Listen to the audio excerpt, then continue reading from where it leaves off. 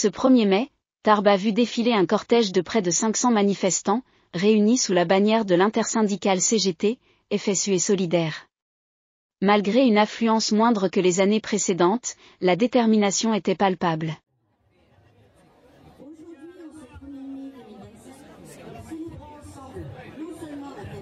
Des travailleuses et des travailleurs, mais aussi à l'anniversaire historique des 130 ans de la Confédération générale du travail. Dès 1890, le 1er mai est inscrit dans l'agenda revendicatif des travailleurs de nombreux pays. En 1906, la CGT fait de cette journée un point d'orgue de sa mobilisation en faveur de la journée de 8 heures. Depuis, tous les 1er mai, sauf événements exceptionnels, sont les rendez-vous de rassemblements syndicaux populaires et de combat de la classe ouvrière. 130 ans de lutte, de mobilisation et de conquête sociale. 130 ans au service du monde du travail, aux côtés de celles et ceux qui chaque jour créent les richesses de ce pays. 130 ans de combat collectif pour la justice sociale, la dignité au travail et l'émancipation humaine, tout en faisant face aux enjeux industriels et environnementaux. Cette année, 1er mai, journée internationale de lutte des travailleuses et des travailleurs, a un sens très particulier.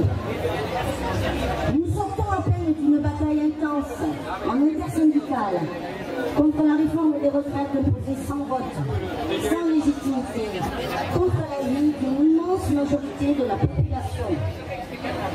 Cette réforme injuste, injustifiée et injustifiable allonge encore le temps du travail, alors que tant de nos collègues partent à la retraite, usés, brisés, parfois même avant d'avoir pu en profiter. Ce combat n'est pas fini. Nous continuerons en intersyndicale avec la FSU et Solidaire à exiger un système de retraite juste, solidaire, fondé sur la répartition et la prise en compte de la pénibilité.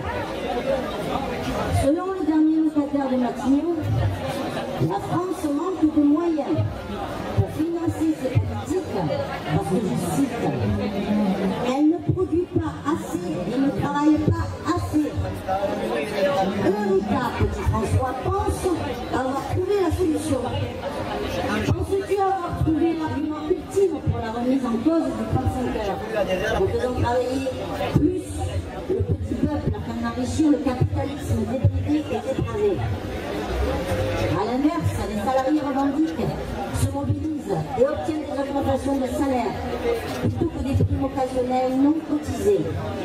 Négocier des augmentations de salaire brut, c'est plus de cotisations sociales, donc de meilleures pensions de retraite, et c'est aussi plus de salaire net pour vivre de son travail.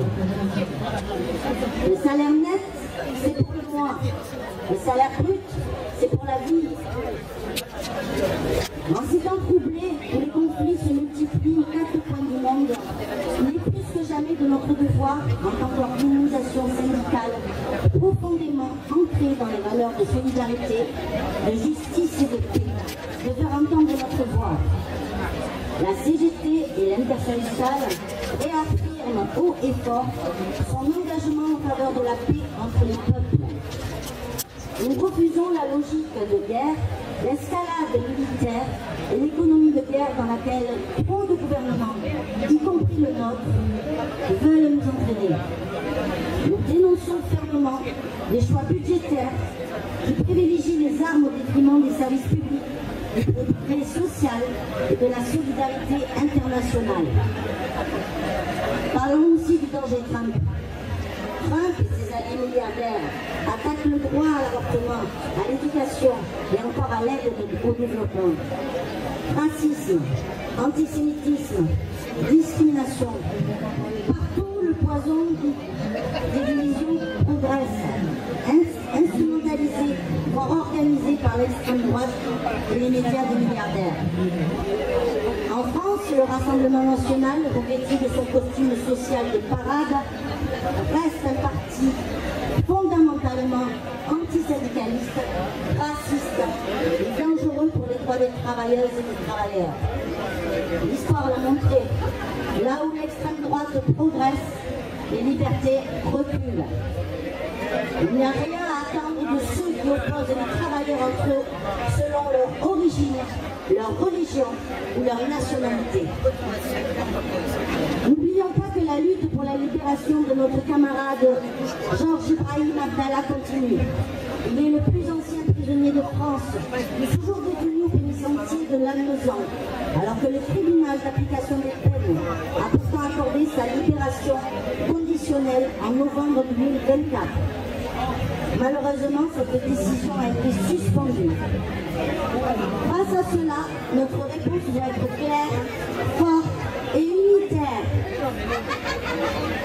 La CGT, la FSU est solidaire et toutes les forces progressistes doivent continuer à construire l'alternative sociale. Une société où les besoins passent avant les profits. Une société de justice, d'égalité et de solidarité. Alors oui, nous sommes fiers de ces 130 ans de lutte, mais nous savons que l'histoire continue à s'écrire. C'est ensemble, avec toutes nos forces et nos convictions, que nous pourrons gagner et bâtir un avenir meilleur. Le syndicat CGT Cheminots-Hautes-Pyrénées annonce que les mécaniciens et les contrôleurs se réuniront en Assemblée Générale le 5 mai. Nous vous donnons rendez-vous le 13 mai pour la manifestation intersyndicale de la fonction publique, dont les mots d'ordre seront les nouvelles orientations budgétaires du gouvernement et la revendication salariale. Nous vous donnons aussi rendez-vous le 5 juin pour une grande journée de grève et manifestation pour contester la retraite à 64 ans. Car pour nous, c'est toujours non. Le gouvernement veut mettre encore les retraités à contribution avec la suppression de l'abattement fiscal des 10%. Les retraités seront aussi dans la rue le 5 juin prochain. Vive la CGT, vive l'unité syndicale,